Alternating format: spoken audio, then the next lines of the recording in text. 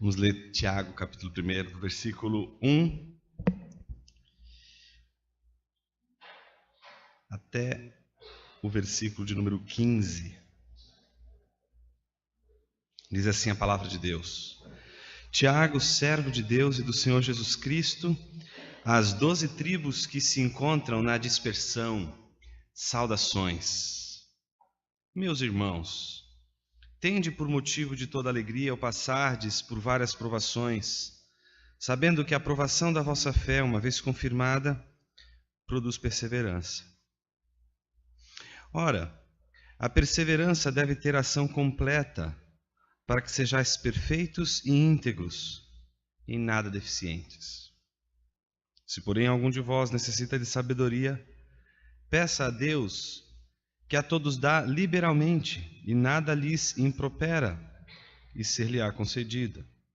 Peça, porém, com fé, em nada duvidando, pois o que duvida é semelhante à onda do mar, impelida e agitada pelo vento. Não suponha esse homem que alcançará do Senhor alguma coisa. Homem de ânimo dobre, inconstante em todos os seus caminhos. O irmão, porém, de condição humilde, glorie-se na sua dignidade, e o rico na sua insignificância, porque ele passará como a flor da erva. Porque o sol se levanta com seu ardente calor, e a erva seca, e a sua flor cai, e desaparece a formosura do seu aspecto. Assim também se murchará o rico em seus caminhos. Bem-aventurado o homem que suporta com perseverança a provação, porque depois de ter sido aprovado, receberá a coroa da vida, a qual o Senhor prometeu aos que o amam. Ninguém, ao ser tentado, diga: sou tentado por Deus, porque Deus não pode ser tentado pelo mal, e Ele mesmo a ninguém tenta. Ao contrário, cada um é tentado pela sua própria cobiça. Quando esta o atrai e seduz, então a cobiça, depois de haver concebido, dá à luz o pecado, e o pecado, uma vez consumado, gera a morte.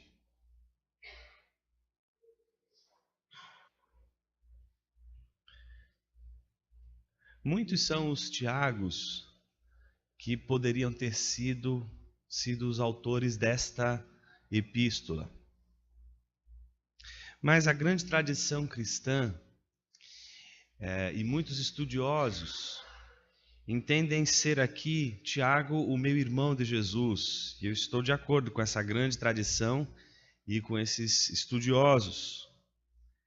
Não somente se trata aqui do Tiago, meu irmão de Jesus, mas aqui também o Tiago, meu irmão de Jesus, que foi o primeiro pastor da igreja em Jerusalém. Este Tiago, meu irmão de Jesus, que foi o primeiro pastor da igreja de Jerusalém, era chamado de Tiago o Justo. Mas alguns também o chamavam de Tiago, o joelho de camelo. Essa história que atribui Tiago esse nome de Tiago, o joelho de camelo, vem de uma obra importante da história da igreja, talvez o primeiro e mais importante tratado de história da igreja, escrito por Eusébio de Cesareia. E Eusébio de Cesareia deve toda a sua informação sobre Tiago, meu irmão de Jesus, que era chamado Tiago Justo, por sua vez era chamado de Tiago, joelho de camelo, a um dos discípulos dos apóstolos chamado Egésipo. Egésipo tinha contado uma história que foi a história conhecida de Tiago, o meu irmão de Jesus, que se tornou bispo e pastor da igreja de Jerusalém. A história dele, a história, segundo o relato de Egésipo, era de um homem que não foi chamado justo em vão, mas foi chamado de justo porque ele, em primeiro lugar, era uma pessoa extremamente amável e extremamente dedicada ao cuidado da igreja, dos seus membros.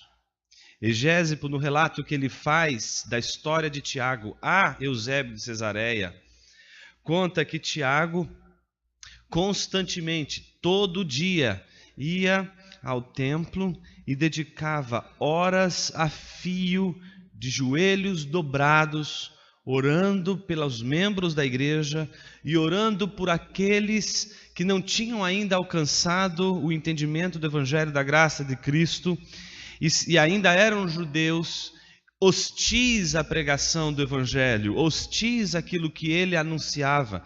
E ele orava constantemente, não só pelos membros da igreja, mas pelos judaizantes que eram contrários à sua pregação. E ele orava pedindo a Deus para que não levasse em consideração a rejeição que eles demonstravam contra o Evangelho, mas que eles para que Deus pudesse alcançá-los pela graça do Evangelho e converter seus corações. E ele orava assim todos os dias, de joelhos dobrados no templo. Daí o nome joelhos de camelo. Egésimo diz que de tanto dobrar os joelhos e orar, os seus joelhos ficaram tão grossos como eram grossos os joelhos dos camelos. A situação de Tiago na comunidade judaica não era fácil. Egésimo conta que era uma situação tensa, e essa tensão era provocada exatamente pela pregação de Tiago, ao ponto de os judaizantes, em especial os fariseus, se levantarem contra a pregação de Tiago, não só pelo que Tiago dizia, mas pelos efeitos da pregação de Tiago. Os efeitos da pregação de Tiago não eram outros senão as conversões que se seguiam à pregação de Tiago. E essas conversões não eram conversões inicialmente de gentios, mas de judeus.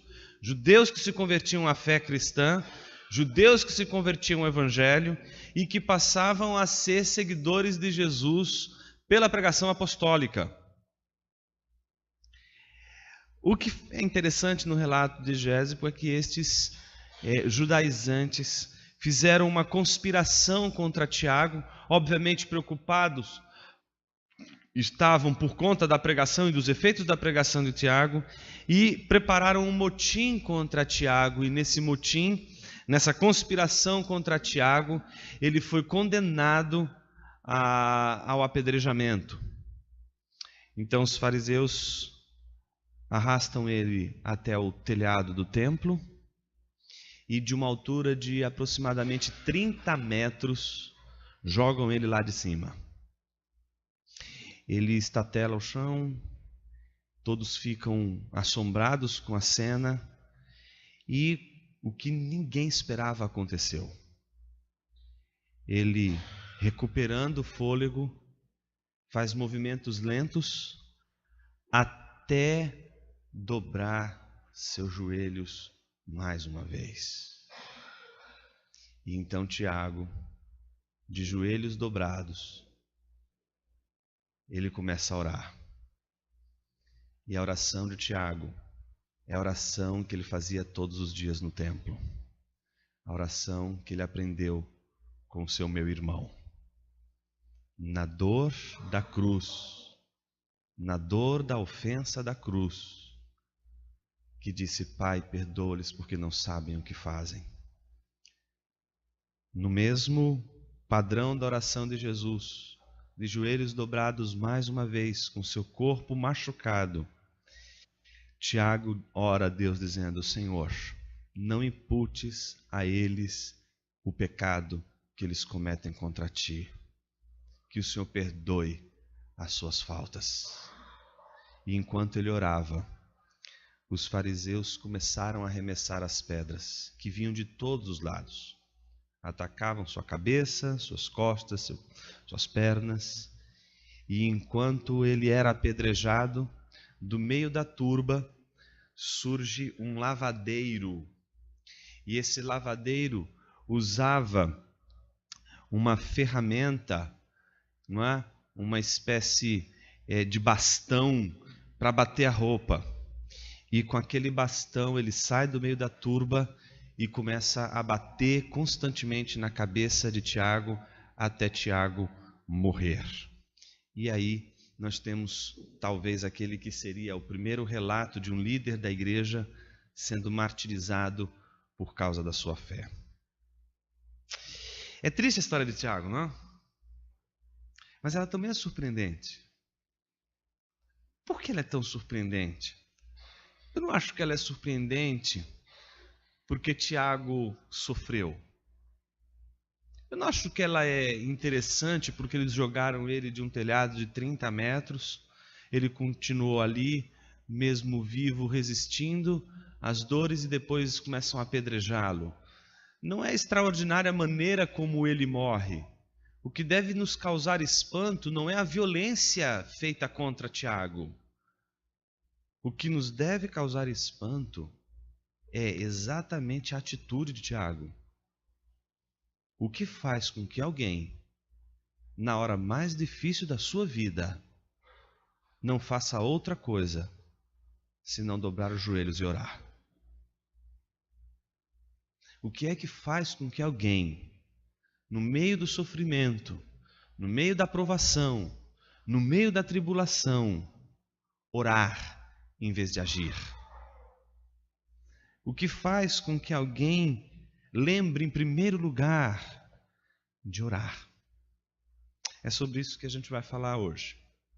A gente vai falar sobre provações, como a gente lida com as provações, à luz do que Tiago está dizendo.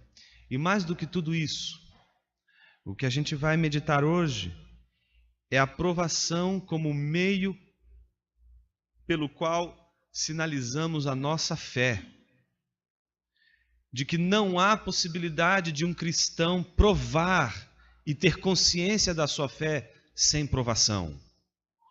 Por isso a teologia da prosperidade, o evangelho da prosperidade é um falso evangelho, porque ele tira das pessoas a confirmação da fé que elas têm, que só pode acontecer no meio das provações. Em outras palavras, tem hora que pedir para Deus nos livrar das provações é pedir exatamente para que sejamos condenados por ela. Tem horas que é preciso olhar para a provação, não como motivo de derrota, não como motivo de fracasso, não como motivo de perda, mas como motivo de ganho, como motivo de alegria, como motivo de confirmação. Vamos pensar um pouco sobre isso a partir de Tiago? Tiago é um livro difícil de ler. E ele é difícil de ler porque a gente às vezes compra algumas ideias que alguns estudiosos de Tiago às vezes acabam oferecendo e que não condiz com a realidade do texto. Felizmente é a minoria, mas essa minoria que consegue influenciar uma grande maioria, e esse é o grande problema.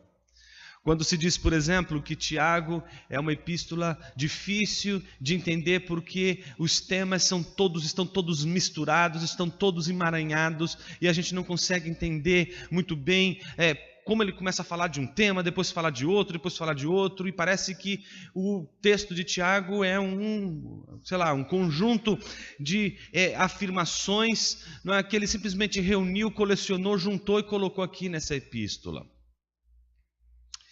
Segunda coisa interessante é quando a gente olha a epístola de Tiago e compara com as epístolas paulinas, por exemplo, a gente olha assim, isso aqui parece que está faltando coisa, não é? Começa com a saudação, né? Tiago, servo de Deus e do Senhor Jesus Cristo, as 12 tribos que se encontram na dispersão, saudações. Aí, em geral, cabra a hora, né? Faz uma oração, uma ação de graça. Não, ele já entra direto no assunto. E é uma sequência de assuntos. E aí é uma metralhadora. E você vai falar assim, bom, agora em algum momento ele vai orar.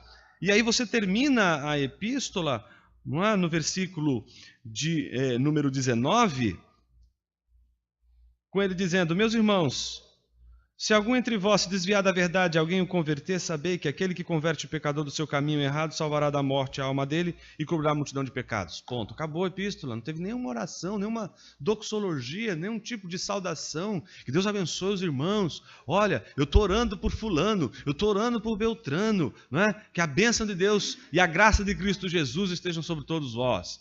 Ponto. Não. Então a gente lê a Epístola de Tiago, a gente fala assim, uau, parece que isso aqui foi... Pegaram os rascunhos dos sermões de Tiago. Não é? Juntaram todos eles e falaram, isso aqui é a Epístola de Tiago. Mas não é isso.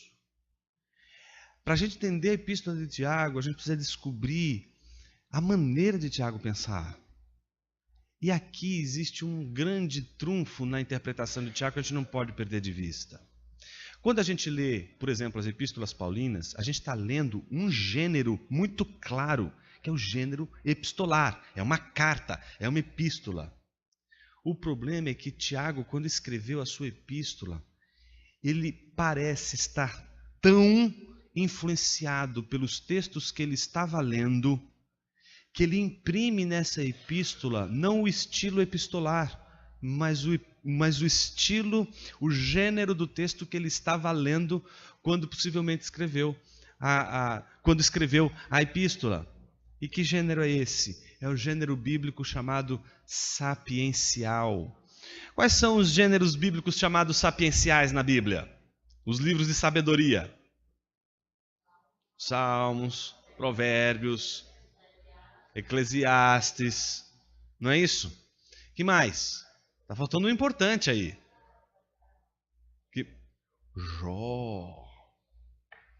Jó, Eclesiastes e Provérbios. Guarda isso na sua cabeça. São os 3 mais importantes livros sapienciais.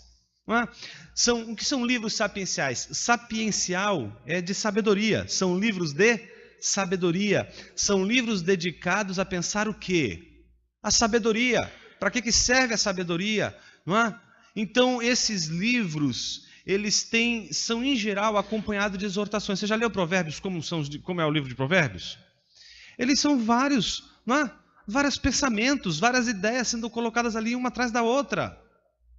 E todos eles estão se preocupando com a sabedoria, o que é ser sábio, e mais do que isso, o que é ser uma pessoa justa, o que é a pessoa que delibera bem, o que é a pessoa que faz as escolhas, as boas escolhas. Não é? Então o tempo todo está pensando sobre o que é a sabedoria, de onde vem a sabedoria, qual é o fundamento da sabedoria. Se eu dissesse para você que além de Provérbios, Tiago tinha em mente o livro de Jó.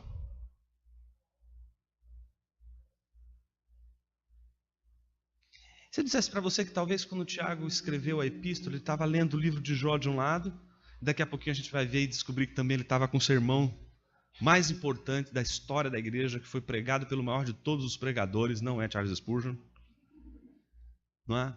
Mas é o Sermão da Montanha de Cristo Jesus. Não é? Se eu dissesse para você que ele está de um lado lendo o Sermão da Montanha de Jesus e do outro lado lendo o livro de Jó. Se ele disser para você que essas duas fontes, dentre as muitas fontes que ele está lendo, estão servindo para ele exortar a igreja. E que ele não está exortando a igreja com ideias da sua cabeça, mas que ele está exortando a igreja com as ideias da própria palavra de Deus. Se eu disser para você que Tiago está usando a própria palavra para exortar pela palavra a própria igreja, você naturalmente vai dizer, prova. Não é isso? Porque qualquer pessoa que quer entender uma tese, que ela num primeiro momento assim, não sei, você vai perguntar para ela o seguinte, me prova, me dê seus argumentos, para que eu esteja convencido de que aquilo que você está dizendo procede, correto? Correto. Então, como você não é uma pessoa cética, mas é uma pessoa inteligente, e que você não está aqui duvidando, não é do pregador, mas você quer entender o que ele está dizendo e não aceitar o que ele está dizendo só porque ele está dizendo, mas você quer os argumentos e a prova bíblica disso, nós vamos mostrar isso a partir de um estilo muito peculiar de Tiago. E eu quero aqui dar uma dica para você que vai ler Tiago depois com calma e vai meditar com calma. Uma das características do pensamento de Tiago aqui, e isso você vai ver que ajuda muito a interpretar a epístola de Tiago, é o chamado argumento circular. O que é um argumento circular? Você pode entender o argumento circular de duas formas. O argumento circular que é uma falácia, que é um erro de argumentação, mas é o outro que me chama a atenção, que é o estilo de alguém que começa falando de uma ideia, aí ele começa falando outra ideia, aí começa falando mais outra ideia. Você fala assim, caramba, ele estava falando de uma coisa. Agora está falando de outra. E agora está falando de mais outra. Como é que vai acontecer isso aí? Eu não estou entendendo nada. Dali a pouco ele volta no final a tomar tudo o que ele falou no início, por isso que é circular, volta ao pensamento inicial e começa a amarrar tudo e mostrar o sentido de tudo aquilo. Então são 13 exortações. Quantas exortações? Quantas? 13. São 13 exortações que Tiago vai fazer. O que caracteriza essas exortações? Uma marca muito clara da própria estrutura do texto. Que marca é essa?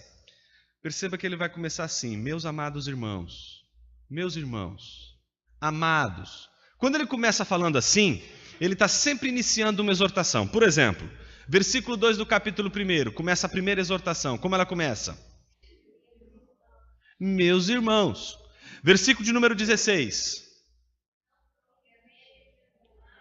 Isso, em algumas versões, meus amados irmãos está na frente. Não, meus amados irmãos, não vos enganeis.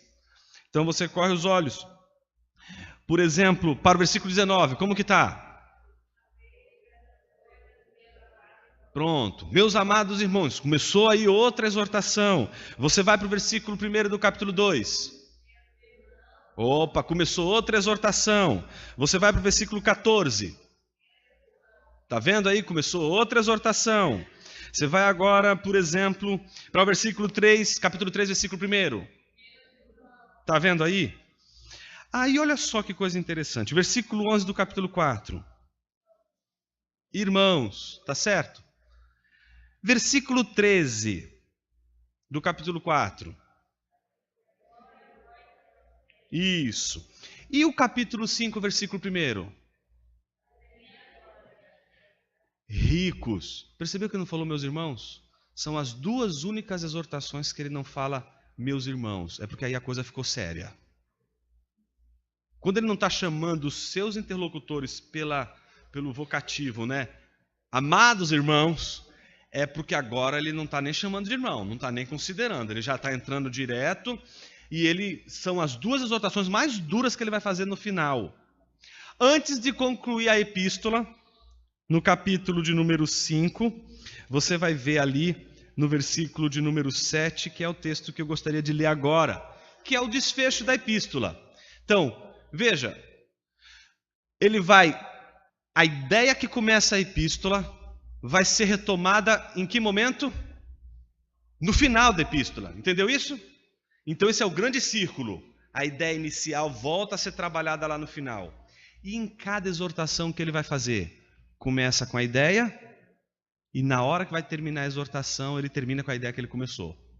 Começa uma exortação, no final daquela exortação ele volta com a ideia que ele começou. Entendeu a estrutura? Ótimo. Então, uma vez que a gente entendeu a estrutura, vai ficar fácil de entender isso agora. Vocês lembram, né? E o bom disso é que a gente não vai precisar fazer mágica para isso. Você só vai precisar ler o texto bíblico, né? Vocês lembram que eu tenho que provar para vocês aqui uma tese. Qual é a tese? Se Tiago estava lendo realmente o livro de Jó quando ele escreveu a epístola. Então, como eu não sei fazer mágica, mas a gente sabe ler, a gente vai descobrir isso agora no próprio texto. Versículo 7 em diante. Sede, pois, irmãos, pacientes até a vinda do Senhor. Eis que o lavrador aguarda com paciência o precioso fruto da terra, até receber as primeiras e as últimas chuvas.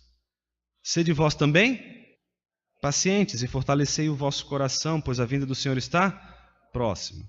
Irmãos, não vos queixeis uns dos outros, para não seres julgados. Eis que o juiz está às portas. Irmãos, tomai por modelo no sofrimento e na paciência dos profetas, os quais falaram em nome do Senhor. Eis que temos por... Então vamos lá? Eis que temos por felizes. Quem são os felizes? Os que perseveraram firmes. Tá certo? Sem vacilar. Firmes. Tendes ouvido da...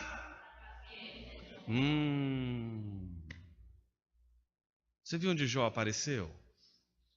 Onde é que Jó apareceu? No final da epístola. Não é comum Jó aparecer no Novo Testamento. Na verdade, Jó explicitamente é citado apenas em Tiago. depois duas ocorrências que são alusões ao texto de Jó, não a Jó, mas ao texto de Jó, feitas por Paulo em Romanos e 1 Coríntios. Fora isso, no Novo Testamento, só aqui você vai encontrar o nome de Jó sendo explicitamente citado. Segunda informação importante, o texto diz: tendes ouvido da paciência de Jó. Se você tem aí na sua Bíblia paciência, como está aqui na minha Bíblia, é porque você está usando a Ara, como eu estou aqui usando a Ara. E a Ara é uma tradução que segue uma tradição de tradução da Bíblia. E uma das saídas que a Ara costuma tomar em textos bíblicos é a saída de algumas passagens de traduções bíblicas de outras traduções bíblicas que são tradicionais, como por exemplo é o caso da King James. A King James, ela foi responsável pelo entendimento, pela tradução da palavra grega usada aqui por paciência e não por perseverança. Daí a gente tem aquele ditado, não é? Aquela figura que a gente sempre usa para falar quando alguém está, não é?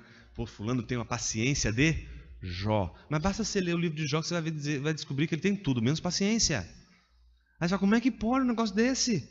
Como é que a gente fala da paciência de um homem que não foi paciente? Mas a gente fala da paciência de Jó por causa da tradução da King James. Não é uma questão dos brasileiros, já vem lá de trás essa ideia de interpretar essa palavra aqui como exatamente paciência, quando na verdade essa palavra aqui não é paciência, mas perseverança. Então a melhor tradução para essa palavra é perseverança. E a pergunta é: por que, Jonas, você está dizendo isso? Olha só como isso é fácil de a gente perceber. Se você prestou atenção no capítulo 1 de Tiago que a gente leu, o versículo 1 começa dizendo assim, o capítulo 1, versículo 2 começa dizendo assim: meus irmãos, tende por motivo de toda alegria, e você acabou de ler no versículo que a gente leu ali, do final da epístola de Tiago, a exortação dele, né? Irmãos, tomai por modelo no sofrimento e na paciência dos profetas, os quais falaram em nome de Jesus. Aí vem do Senhor. Aí no versículo 11: eis que temos por felizes os que perseveram firmes. Então está aí a mesma palavrinha.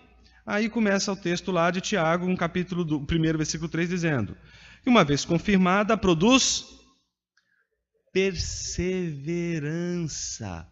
A mesma palavra aqui grega usada para perseverança aqui neste versículo é a mesma usada para falar da perseverança de Jó. Por isso que quando a gente traduz por paciência, a gente perde a ligação desses dois versículos. Tiago está falando, portanto, aqui não de paciência propriamente dito, mas Tiago está falando de perseverança. E ele está dizendo exatamente para as pessoas esta coisa aqui: eis que temos por felizes os que perseveram firmes. Tendes ouvido da perseverança de Jó e vistes que fim o Senhor lhe deu, porque o Senhor é cheio de eterna misericórdia e compassivo. Meus irmãos, vamos destrinchar agora isso aqui. Uma vez que você já tem consciência de que, no mínimo, Tiago leu o livro de Jó, porque ele mesmo cita o livro de Jó, a segunda prova que eu ofereço é aquela que é mais escandalosa ainda. E se eu dissesse para você que o enredo de Tiago é o enredo da história de Jó? Aí você vai falar assim: não, Jonas, para! Não é possível. Eu já aguentei tudo, já aguentei essa ideia de que Tiago estava lendo o livro de Jó, e eu acho que é isso mesmo. Está lá o livro de Jó e ele está falando isso mesmo. Já aceitei isso. Mas agora, a história do livro de Jó em toda a epístola de Tiago, não. Isso não é possível. Será que não? Vamos lá. Vamos por partes. Agora precisa de muita calma nessa hora. Vamos lá para Tiago primeiro. Parte por parte. Então esquece um pouco agora o livro de Jó. Vamos pensar o texto de Tiago primeiro. Tiago começa a primeira exortação falando uma coisa que não é óbvia. E esse é o problema do leitor bíblico, principalmente o leitor bíblico hoje. A gente não briga mais com o texto bíblico. O que eu entendo por brigar com o texto bíblico? Ouvir o que o texto bíblico está dizendo e levar até as últimas consequências do que ele está dizendo. E sabe o que é levar até as últimas consequências do que ele está dizendo? Receber o tapa que o texto bíblico está te dando. Tem gente que está recebendo um monte de tapa e está dizendo, que lindo, que delicioso, que maravilhoso. Delicioso não, irmão, você está apanhando. Você tem que sentir o peso disso aqui. Não pode receber o texto bíblico apaticamente, como se fosse uma coisa assim, não, isso aqui é uma coisa maravilhosa e tal, muito limpo. Né? Não. Se você está lendo a palavra de Deus, você corre o risco de ser convertido. Então fique em paz. A conversão começa com luta. Ninguém converte assim, foi lindo, me converti. Não, criatura.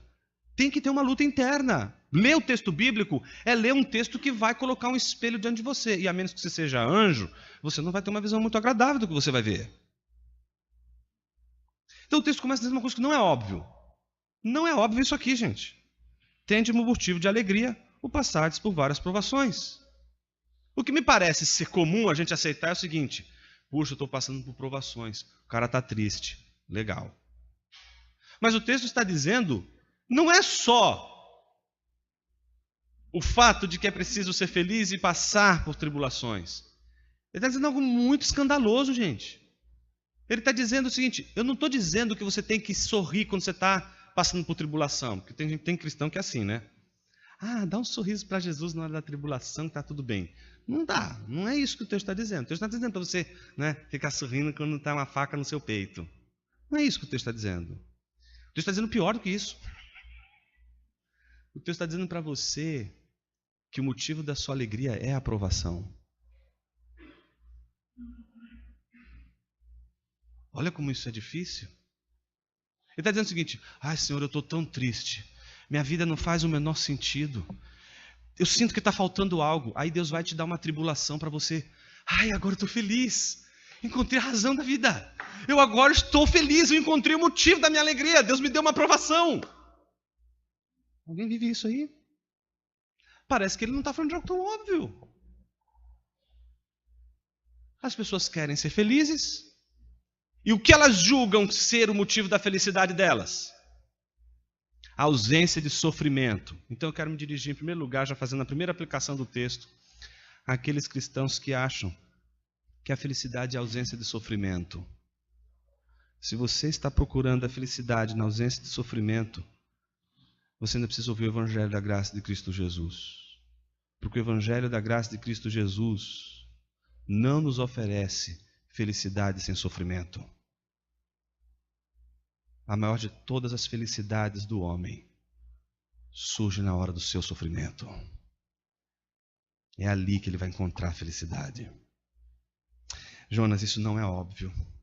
Isso não é tão fácil de entender. Isso não é tão simples de entender.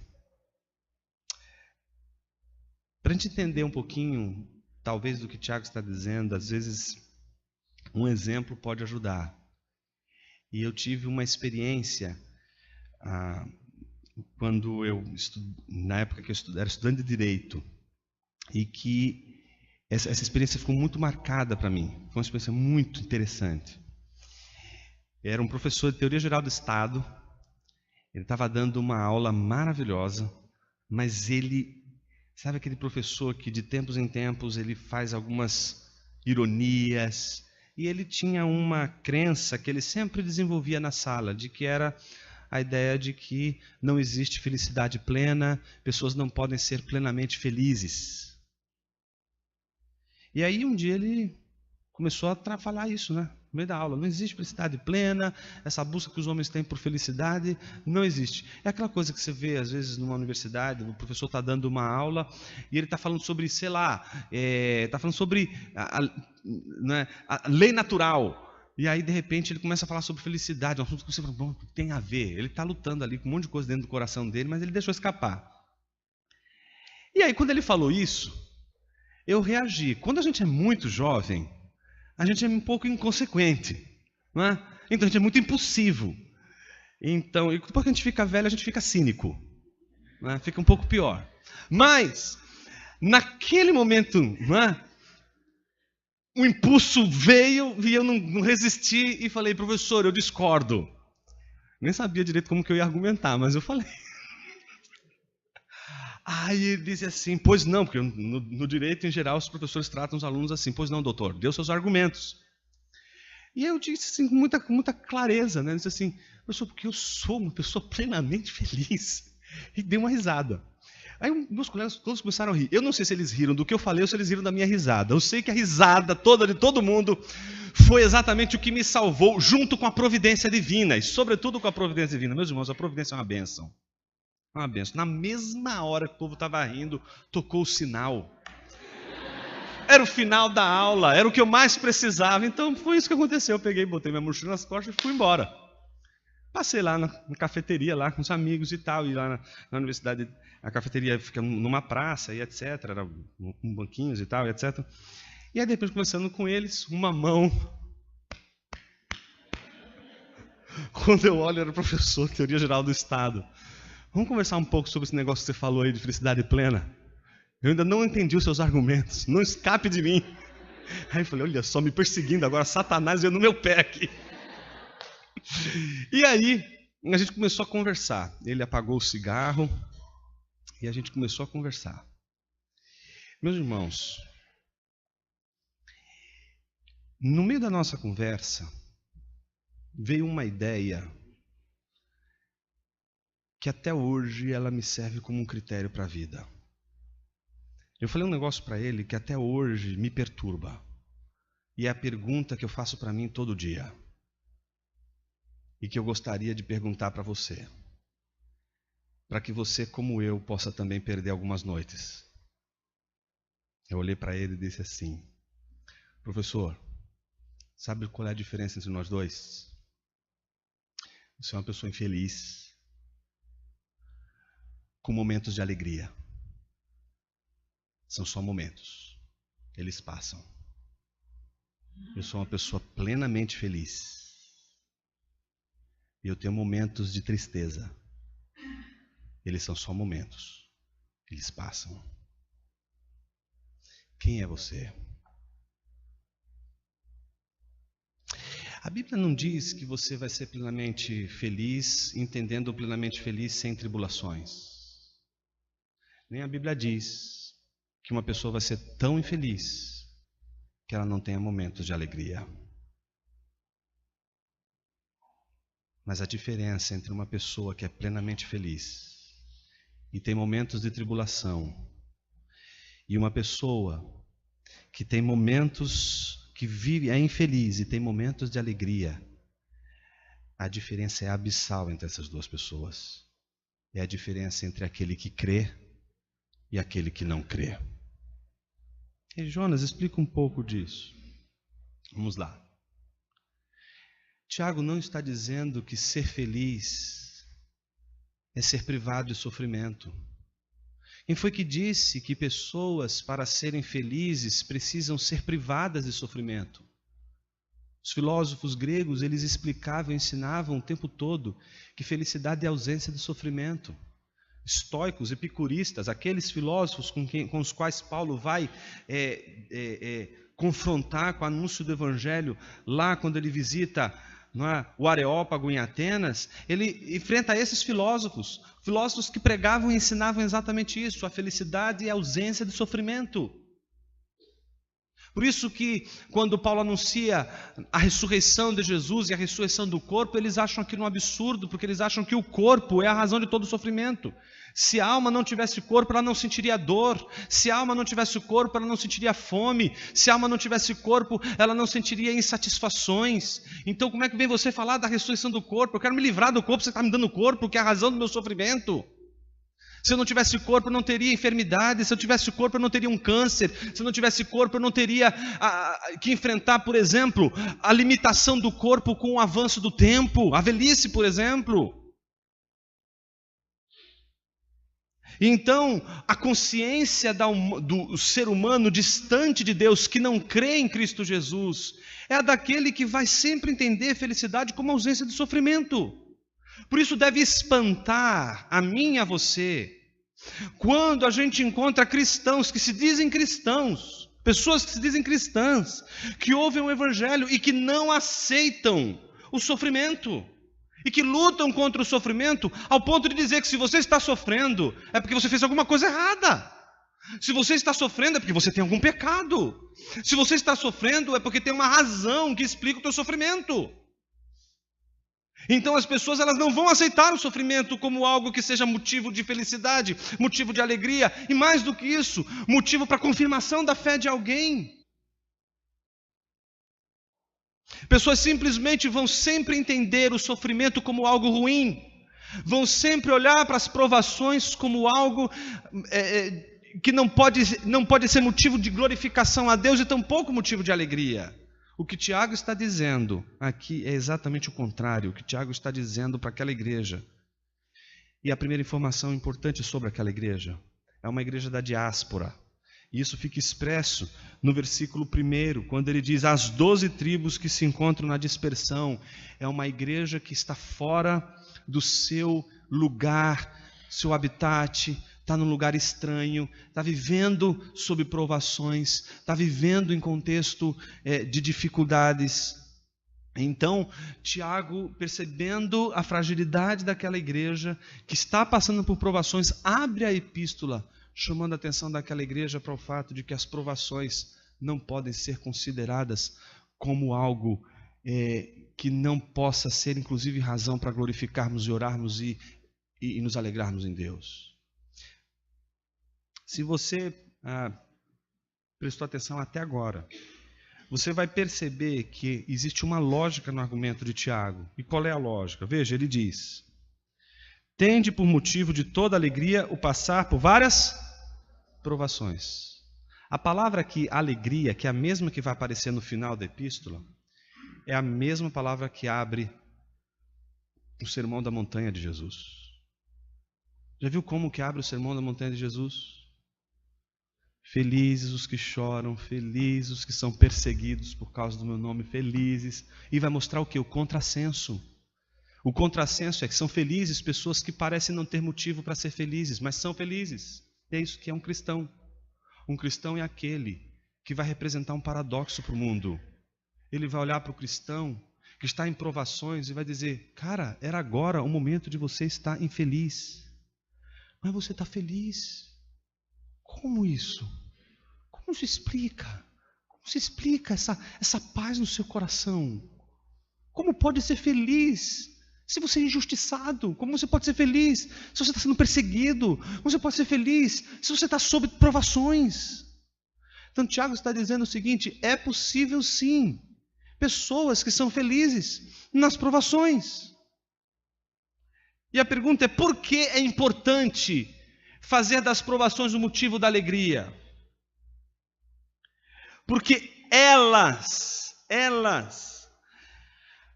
vão nos ser motivo de alegria, como uma espécie de confirmação da fé que há em nós. Veja o que vem a seguir: sabendo que a provação da vossa fé, ou seja, a provação da vossa fé, ela é confirmada.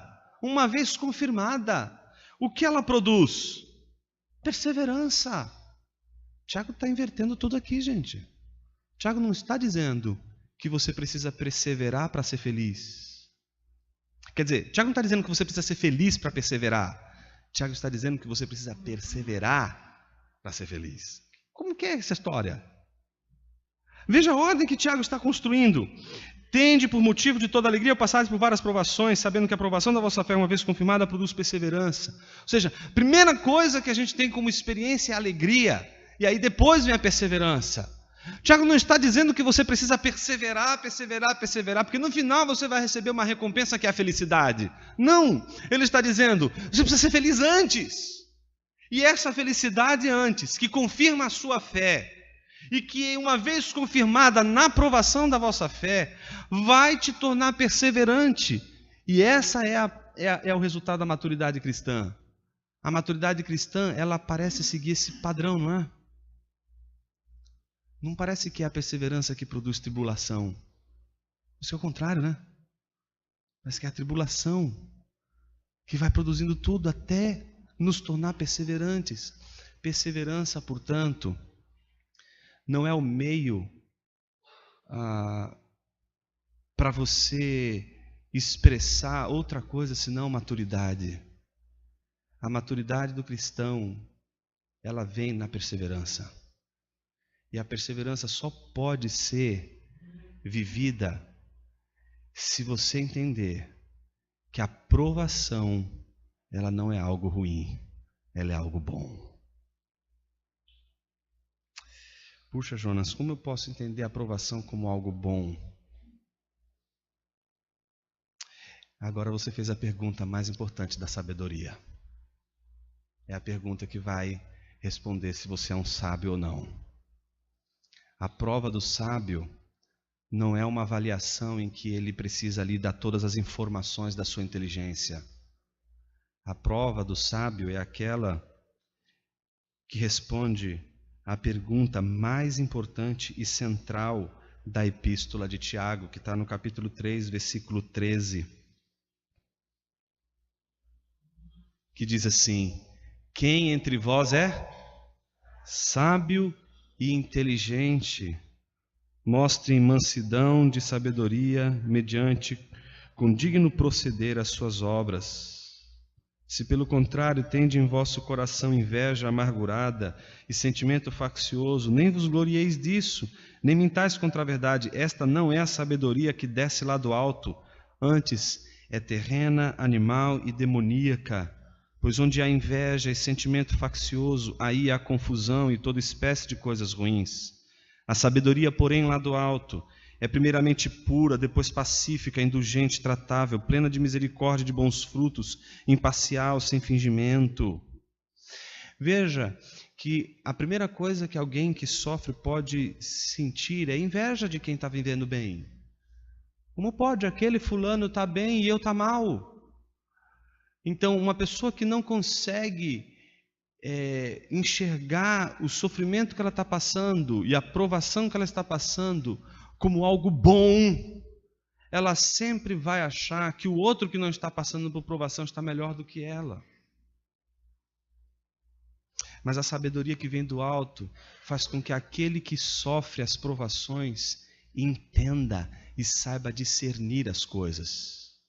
Por isso, veja como que Tiago constrói o argumento dele logo em seguida, dizendo: ora, a perseverança deve ter ação completa. A palavra aqui completa é a palavra da integridade. Ou seja, a perseverança ela vai gerar integridade, vai gerar maturidade. Não é? Para que sejais perfeitos e íntegros, em nada deficientes. E aí o versículo 5. Se, porém, algum de vós necessita de sabedoria, faça um seminário de teologia. É isso? Estou passando por provações. Olha, meu irmão, você precisa fazer o seminário. Faça um seminário de teologia e você, depois do final do seminário de teologia, você vai ser feliz nas provações. É isso? Não. O que Tiago está dizendo é que esta sabedoria vem de onde? Vem de Deus, vem do alto. Veja como ele diz: se porém algum de vós necessita de sabedoria. Por que necessita de sabedoria? Porque na hora das provações a nossa mente fica confusa e aí a gente não consegue encontrar nas provações motivo de alegria. A gente se desespera, a gente fica infeliz, porque a gente não está conseguindo entender. Por isso que as pessoas, quando estão passando por sofrimento, elas acreditam numa coisa que não faz o menor sentido. Quando a gente sofre, a gente se pergunta: Senhor, preciso entender por que eu estou sofrendo. Mas quem foi que disse que você entender o problema do sofrimento vai resolver o sofrimento? Por que a gente acredita que o entendimento vai redimir o sofrimento?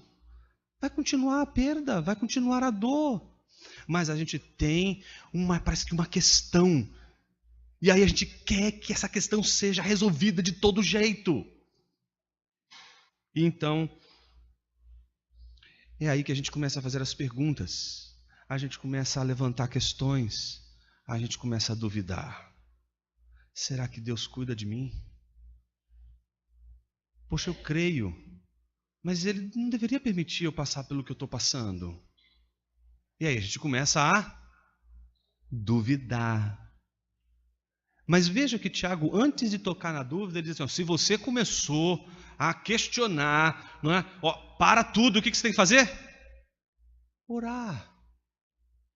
Primeira reação diante do sofrimento não pode ser outra, senão orar. E tem que orar pedindo a Deus o quê? Sabedoria. Mas tem que pedir com fé, em nada duvidando. Mas aí você fala, Jonas, já estou duvidando. Pois o que duvida é semelhante à onda do mar, impelida e agitada pelo vento. Não suponha esse homem que alcançará do Senhor alguma coisa. Homem de ânimo dobre, inconstante em todos os seus caminhos. Esse homem inconstante, a palavra que Paulo usa aqui, a palavra que Tiago usa aqui é dipsikos, a mente dividida. A dúvida divide a nossa mente e faz a gente ficar incerto com relação a um caminho. Então, a gente acha que isso é bom, ora a gente acha que aquilo é bom. Ah, não, acho que isso aqui é ruim. Ah, não, agora a gente fica dividido. E aí a gente fica como um barquinho no meio de uma tempestade, lançado de um lado para o outro, lançado de um lado para o outro. A gente não sabe para onde ir. Um homem com a mente dividida é um homem que não sabe por que está sofrendo e por isso ele fica desesperado. E ele não consegue fazer nada, ele fica parece que parado, estático, não tem o que fazer, simplesmente a minha mente está dividida. Não sei qual caminho eu vou seguir. Então Tiago está dizendo que na hora da provação, primeira coisa, considere motivo de alegria. O ter de passar por provações, porque uma vez a vossa fé é confirmada, por causa da provação da fé, você vai ter perseverança que vai te conduzir à ação perfeita, que vai te tornar uma pessoa íntegra. Essa é a promessa da palavra de Deus. Considere motivo de alegria. Mas para isso você precisa discernir as coisas, discernir o que é a mão de Deus, discernir o que é o bem, discernir o que é o mal, discernir o que é a tentação. Saber distinguir provação de tentação, saber não confundir a provação com a tentação, saber que a provação é uma obra de Deus, de que a tentação é uma obra de Satanás, de que a obra de Deus não se confunde com a obra de Satanás, de que a prova vem de Deus, mas não vem de Satanás, e se vem de Deus para o povo de Deus, é porque a obra de Deus, que é a provação, tem uma finalidade digna, uma finalidade boa, agradável, perfeita, e que vai trazer crescimento, edificação, plenitude para a igreja. Só que na hora da aprovação a gente não sabe distinguir a mão de Deus e a mão do diabo, esse é o problema. E aí uns irmãos podem dizer que é a mão do diabo quando é a mão de Deus. A mente dividida faz você confundir o baile de máscaras que é o mundo que a gente vive. E aí faz a gente olhar para o anjo de luz sem enxergar que ali é o diabo. E faz a gente olhar aquele que está sujo e imundo como pecador, quando na verdade ali é um anjo. Tiago está preocupado com o fato de que pessoas podem passar provações e perder a confiança em Deus. E quando alguém perde a confiança em Deus, alguém fica desesperado. Parece conversa de doido, né? Olha o versículo 9.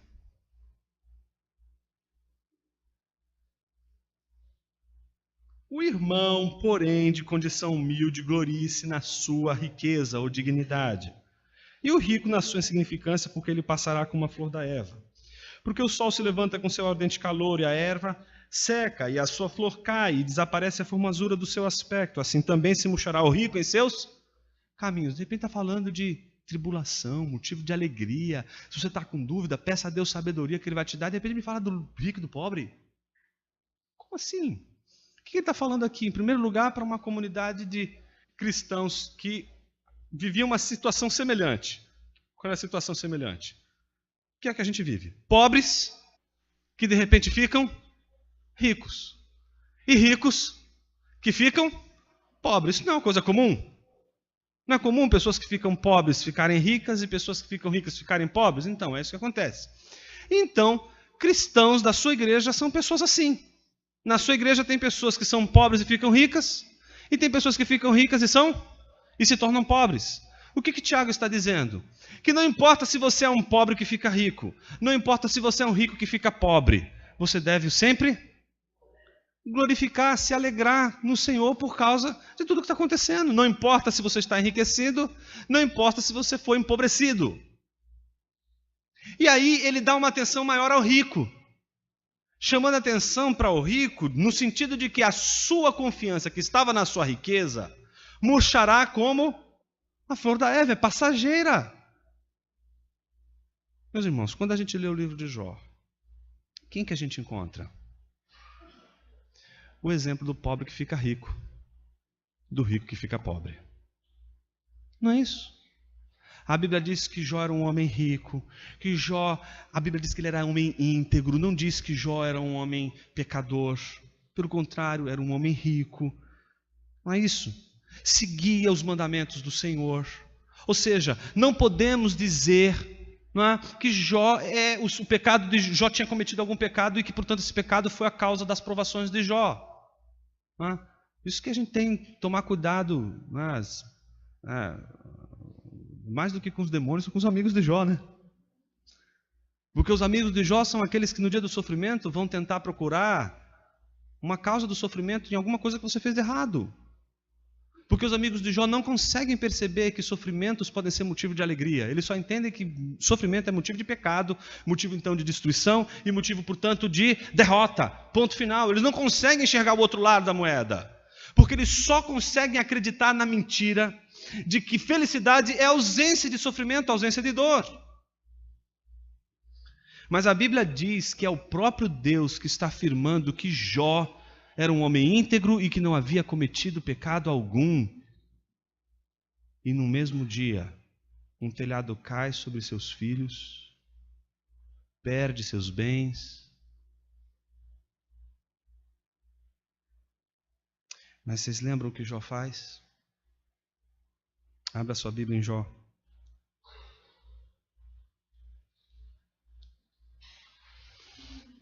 Capítulo 1, versículo 20.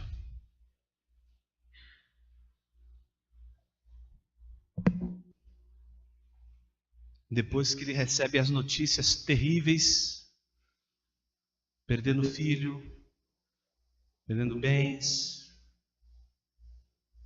da noite para o dia se tornou pobre. A Bíblia diz, versículo 20, então Jó se levantou, rasgou o seu manto, rapou a cabeça, lançou-se em terra e adorou e disse, nu saí do ventre de minha mãe e nu voltarei, o Senhor o deu e o Senhor o tomou, bendito seja o nome do Senhor. Em tudo isso, Jó não pecou, nem atribuiu a Deus falta alguma.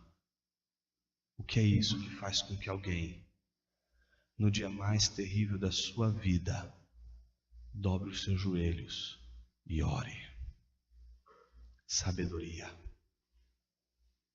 A sabedoria que vem do alto não é aquela que vai fazer no dia do sofrimento você tentar resolver o sofrimento.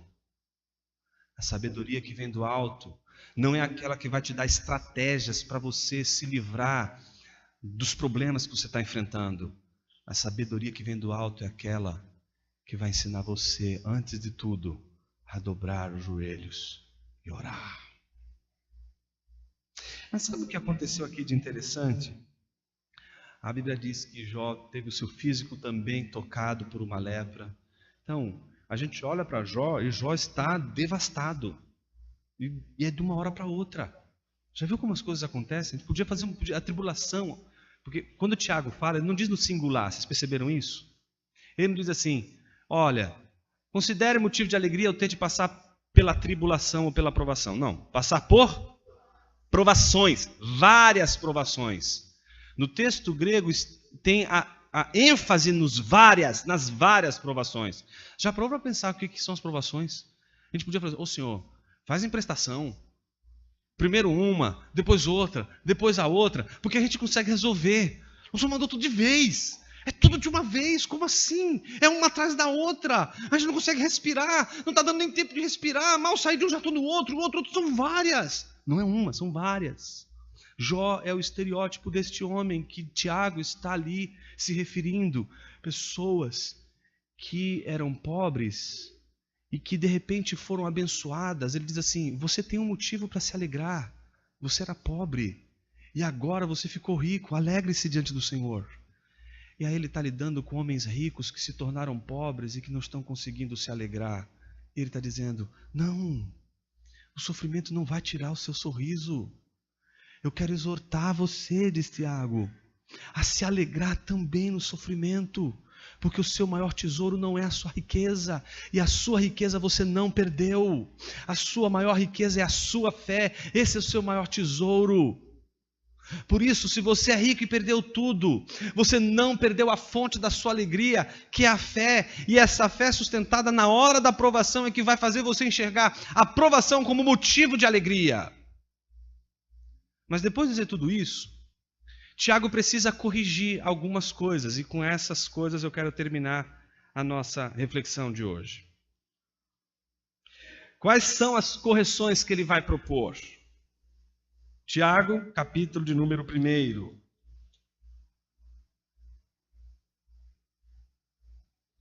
Aí depois a gente pode, se for possível, abrir para perguntas. Como Tiago vai resolver a situação aqui? Versículo 12. Vocês lembram qual é o estilo de Tiago escrever? Qual é o argumento que ele usa? Circular, não é isso? Lembra, como é que ele começa a epístola? Considere motivo de alegria eu ter de passar por provações, não é isso? Lá? Como que ele vai terminar a primeira exortação? Com a ideia que ele começou. Veja lá o versículo de número 12.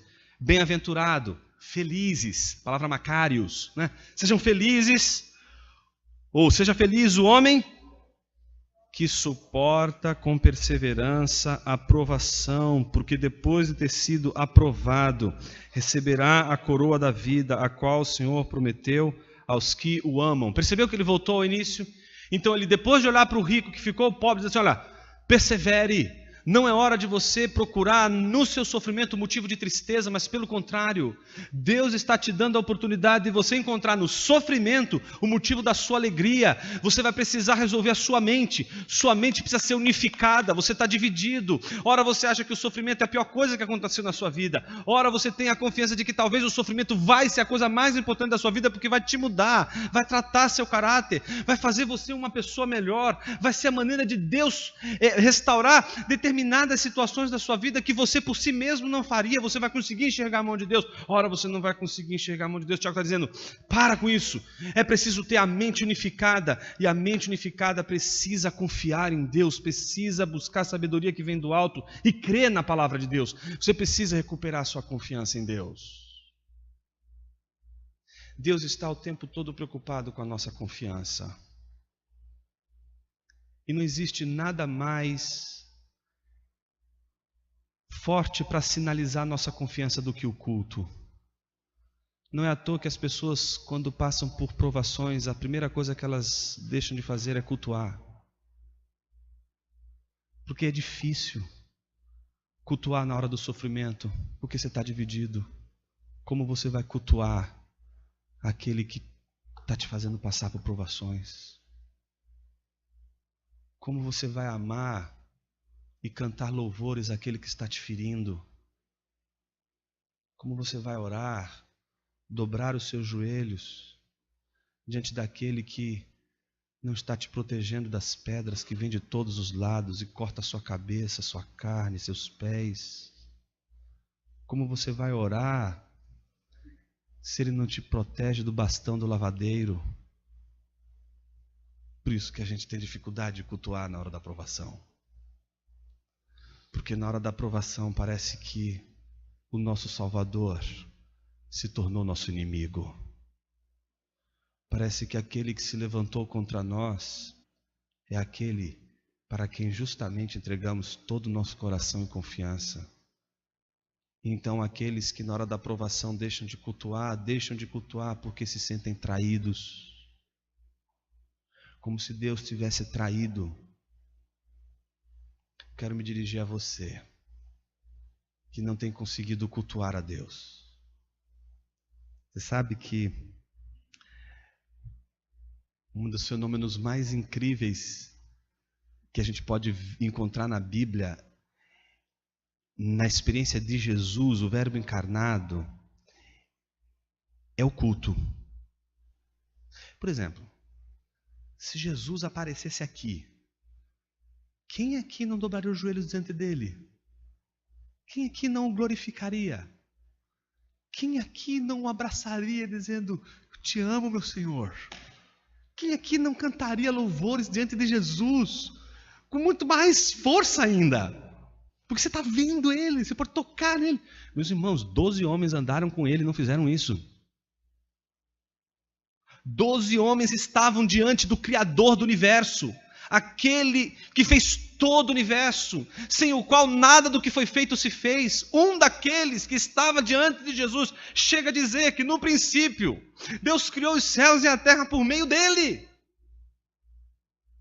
Mas no entanto você não vê nem João, nem Pedro, nem Tiago dobrando seus joelhos diante de Jesus e dizendo, Jesus meu Senhor, eu te adoro.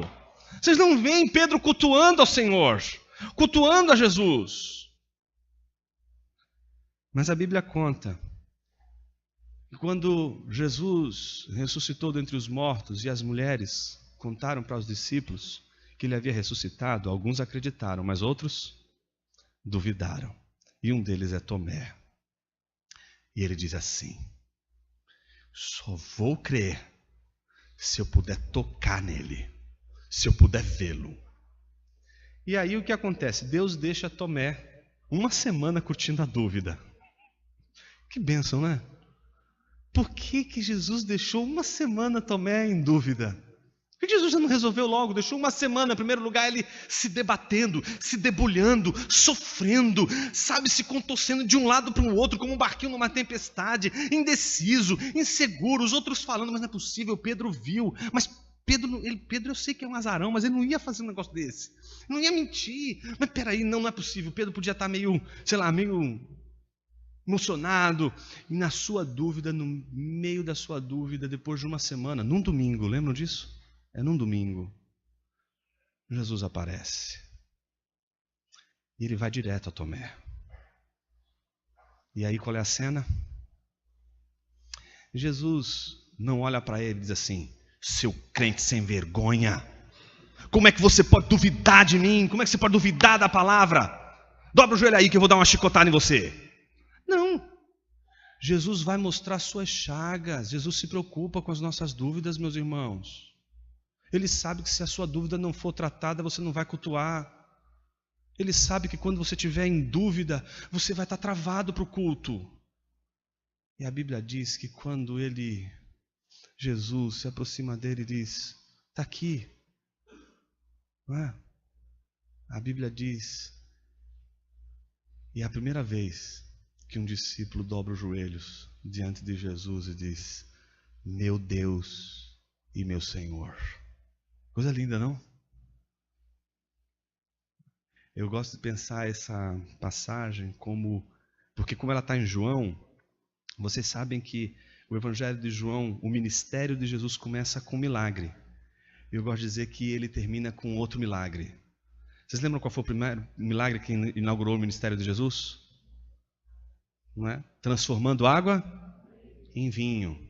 Eu gosto de pensar que no Evangelho de João, João nos ensina que aquele que foi capaz de transformar água em vinho é também capaz de transformar nossas dúvidas em culto. Ele também é capaz de transformar a tua dúvida e o teu desespero no dia do sofrimento em adoração, em culto. E mais do que isso, ele vai fazer isso se revelando a você. E como Jesus quis ser conhecido por Tomé, Jesus poderia fazer um milagre, mas Jesus mostrou suas chagas. Jesus não quer ser conhecido pela sua coroa meramente, mas ser reconhecido pelo seu sofrimento, pelas suas chagas. É como se Jesus estivesse dizendo para Tomé, Tomé, quer saber quem eu sou? Me conheça pelos sofrimentos, me conheça pelas chagas, me conheça pela cruz. A melhor maneira de você saber quem é uma pessoa é conhecendo suas chagas. Porque elas revelam quem você é. Elas provam a fé que você tem. Bom, mas Tiago nos coloca um término bastante desafiador, não é isso?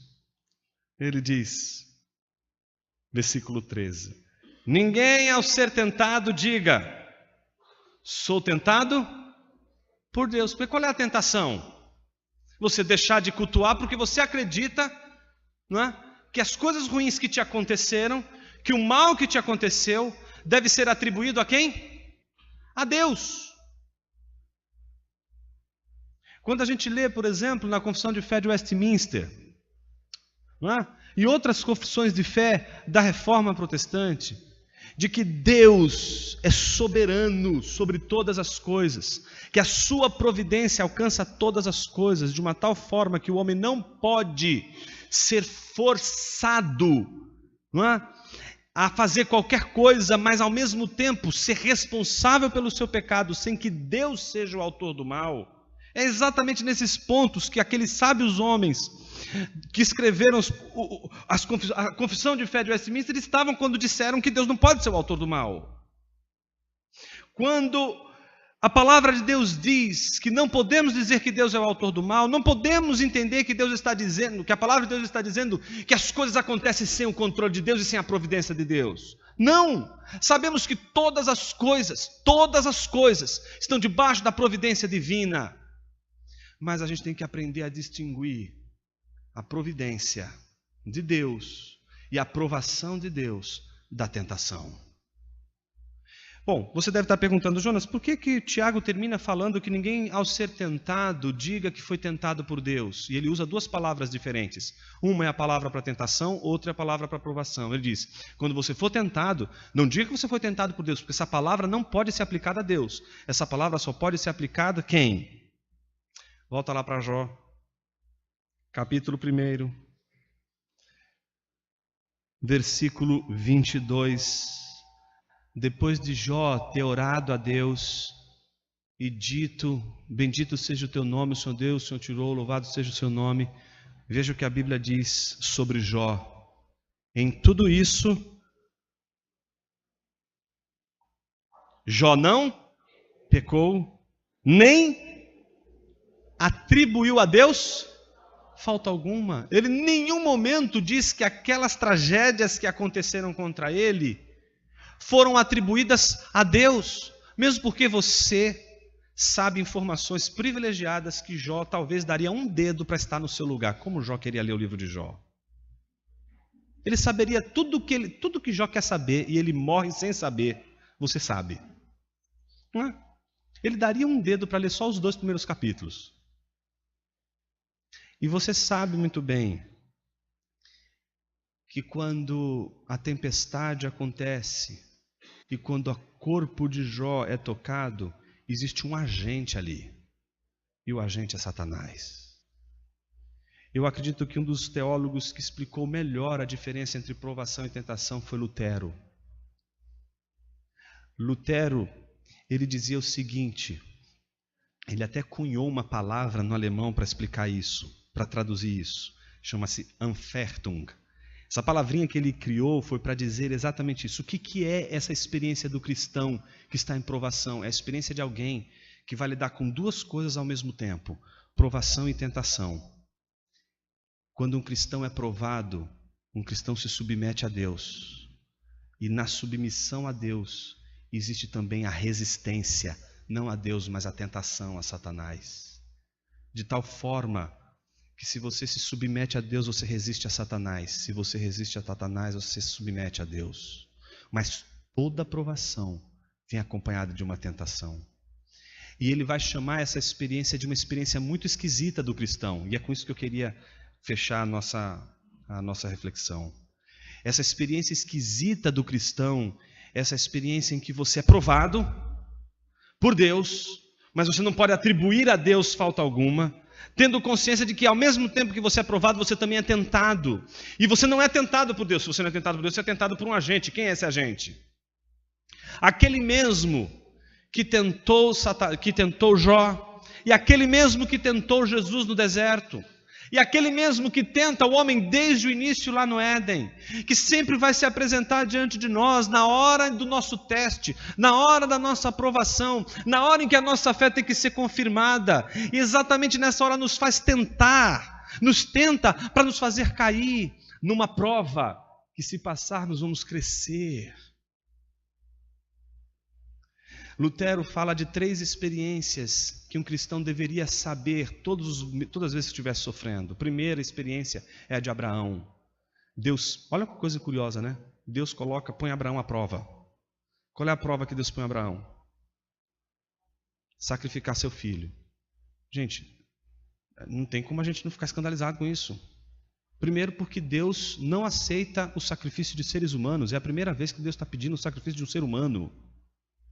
Segundo, se sacrificar Isaac, a promessa que Deus fez vai ser destruída, Deus vai ser considerado mentiroso. Então, quando ele olha aquilo, imagina Abraão olhando tudo aquilo, está tudo estranho, parece que Deus está contra Deus, é esquisito. Lutero dizia que Deus tem 2 tipos de obra, uma obra própria e uma obra que ele chamava de alieno, que é a palavra alieno, de alienígena. A gente poderia traduzir literalmente por alienígena, mas não fica bem, a gente tem que traduzir por esquisita, por estranha. Que obra é estranha é essa? A obra natural de Deus, por exemplo, você orou e Deus fez um milagre. Você não deveria ficar admirado com isso. Ele fez o que é natural. Quando Deus faz a bondade, quando Deus faz algo bondoso, algo maravilhoso na sua vida, você não se espanta tanto com isso, porque você diz, é da natureza do ser de Deus, Deus faz isso, é normal Deus fazer o bem, não é? Agora, quando Deus pede para Abraão sacrificar, como isso é esquisito. Como pode Deus fazer isso com Abraão? Quer ver uma outra esquisita? Está ali Jesus sendo batizado por João Batista. Então, o Espírito desce na forma de uma pomba como testemunha de um discurso do rei. Não é? A criação é uma monarquia.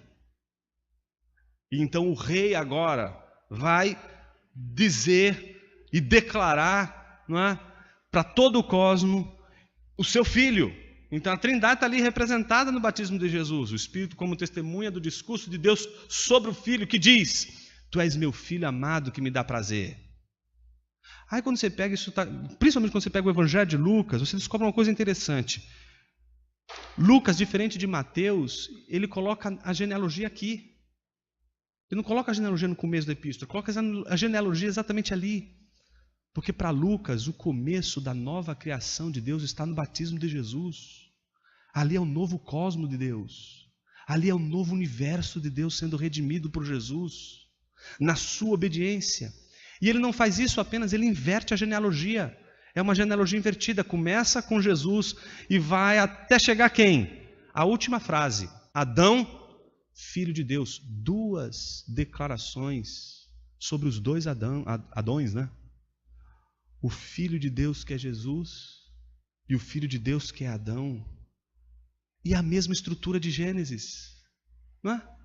Logo em seguida é o capítulo 4 de Lucas, quando o texto diz, e foi Jesus levado pelo Espírito ao deserto para ser tentado pelo diabo. Gente, o que é isso? Como assim o Espírito levar Jesus para ser tentado? Você tem que parar a sua cabeça assim, não, como isso? É Jesus sendo levado para o seu jardim do Éden. Ali é o estado probatório de Jesus. Como Adão teve o seu estado probatório. E ali Jesus vai ser provado, como também Adão foi provado. A fé de Jesus foi provada, como a fé de Adão também foi provada. E veja que a tentação da serpente, que agora está no deserto, ela é exatamente da mesma forma que a tentação foi feita aos nossos pais. Veja que a serpente, em Gênesis, ela diz o que para a mulher? Não é bem isso que diz a palavra de Deus, ela questiona a palavra de Deus. A mesma coisa vai acontecer agora. Jesus acabou de ouvir a palavra de Deus dizendo, tu és meu filho amado, e a serpente vai dizer o que agora no deserto para Jesus? Se és filho de Deus, vai colocar em xeque aquilo que Deus havia dito sobre Jesus. Satanás o tempo todo vai colocar em questão a sua confiança na palavra de Deus. Mas Jesus diz, nem só de pão viverá o homem, mas de toda palavra que procede da boca de Deus, e é isso que você precisa, meu irmão, da palavra de Deus que vai te sustentar. Terceiro exemplo, Paulo está lá orgulhoso, vaidoso, né? Por causa das revelações que ele recebeu, e ele tem consciência disso, e ele sabe que ele não vai conseguir tratar com o seu orgulho. Viu, meu irmão, se você é orgulhoso, você está lutando com o seu orgulho, eu vou te dar uma boa notícia. Primeira boa notícia, não é? Você é incapaz de lidar com o seu orgulho. Ninguém lida com orgulho. Você não vai lidar com orgulho. Quem lida com o seu orgulho é Deus. Você não consegue dominar o orgulho é que te domina. Por isso você precisa de algo maior do que o orgulho, que é Deus. Paulo sabia disso. Não conseguia lidar com orgulho.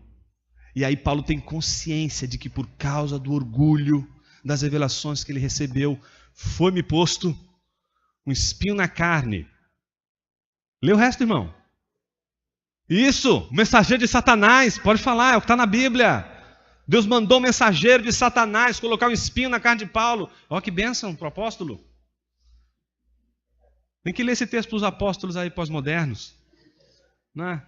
Que não são apóstolos, são falsos apóstolos. Como diz o Augusto, né? Bom, o apóstolo verdadeiro está morto. Então os que tem hoje aqui são todos falsos, né? Mas esse apóstolo aqui, que é o verdadeiro, legítimo, raiz, né? Esse apóstolo aqui é aquele que recebe o espinho e tem consciência de que o espinho na carne foi obra de Satanás, mas ao mesmo tempo é obra de Deus. Duas coisas esquisito demais, porque a aprovação é de Deus, mas a tentação é de Satanás. Mas eu tenho que dizer que a aprovação é obra de Deus, mas eu não posso atribuir a Deus a tentação. Mas ao mesmo tempo eu não consigo tão facilmente discernir uma coisa da outra. Mas uma coisa eu sei: toda aprovação tem tentação. E se eu vencer a tentação, pela graça de Cristo Jesus, eu vou provar dos benefícios da aprovação. Porque provação é cuidado. A aprovação talvez seja o meio pelo qual Deus nos salve do nosso maior veneno, o orgulho. A sabedoria que vem do alto é contrária ao orgulho. E para tratar o nosso orgulho, Deus nos manda provações. Porque só a aprovação nos salva do orgulho. Por isso, meu irmão, é motivo de alegria o passar por provações. Porque a provação é o meio pelo qual Deus põe de joelhos aquele que está desejando de todas as formas colocar Deus de joelhos. A aprovação te põe de joelhos quando você não quer ajoelhar. A aprovação te coloca em vida de oração quando você foge da oração. As pessoas acham que orar é uma coisa muito boa. Meus irmãos, orar é uma luta. Não seja ingênuo. É porque você fica acreditando que eu oro, acho que é uma coisa tão gostosa. É por causa disso que você não ora. Você só diz que ora. As pessoas acreditam em você, acham que você ora. Mas é porque é exatamente isso que acontece. Você não orou de verdade. Você só fala isso porque você não é uma pessoa de oração. E se você fosse uma pessoa de oração, você saberia que a oração é a maior luta de um crente. Orar é submissão. Orar é humilhação. Orar é sofrer. Orar é aniquilar você. Orar é descobrir que a pauta da oração não é você, é Deus. Orar é descobrir que o Evangelho não é sobre você, o Evangelho é sobre Deus. Orar é descobrir que você não é o centro das atenções. Orar é descobrir que você não é a pessoa queridinha de Deus, que não pode acontecer nada contra você. Orar é você descobrir a sua irrelevância. Orar é descobrir a sua necessidade de Deus. Orar é você se colocar diante de Deus com mãos vazias e gratas, porque elas sempre estão vazias, porque não há nada que você possa oferecer para Deus em troca. Você está de mãos vazias porque não tem nada que você possa ter em suas mãos que possa atrair a Deus. Orar é depender do amor de Deus, depender da graça de Deus na hora do sofrimento. Orar é tão importante. Eu queria tanto ler a epístola toda com vocês hoje, mas eu não vou conseguir, porque eu precisaria de mais 2 dias para fazer isso com vocês. Mas é só para deixar você curioso. Porque eu disse para você que o enredo todo de Tiago é o enredo da história de Jó, não é isso? A gente viu aqui o 1º e o 2º capítulo de Jó, concordam? Vocês vão ver que Jó, o Tiago, vai falar logo em seguida da língua. Tem que tomar cuidado com a língua. Vocês lembram o que o Jó faz logo depois? Que ele passa os 7 dias em silêncio? Amaldiçoa o dia do nascimento. Então você vai perceber que cada exortação de Tiago tem a ver com a experiência que Jó está enfrentando o livro. Se você ler o livro de Jó, você vai ver as reverberações que vão acontecer. Mas a mais importante para de hoje é que se você ler o livro de Jó, você viu que o livro de Jó termina como? Ele termina orando, lembram? Por quem que ele ora? Pelos seus amigos. Como é que Tiago termina a sua epístola?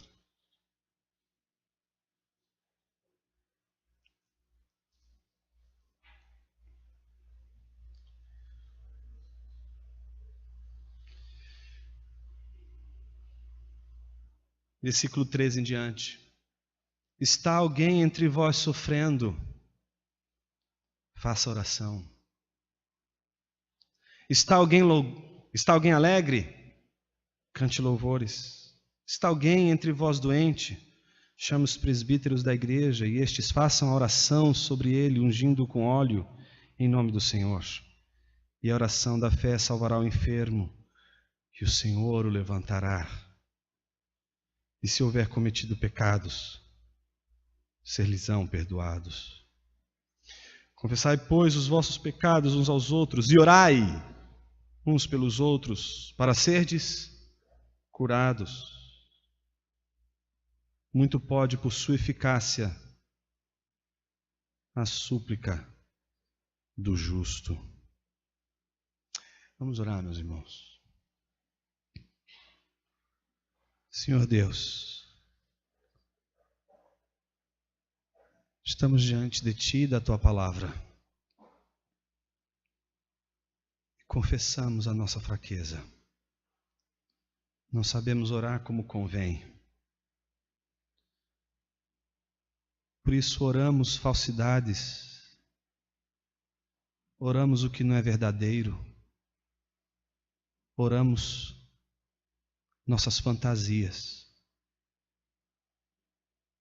Ensina-nos, Senhor, a corrigir nossas orações.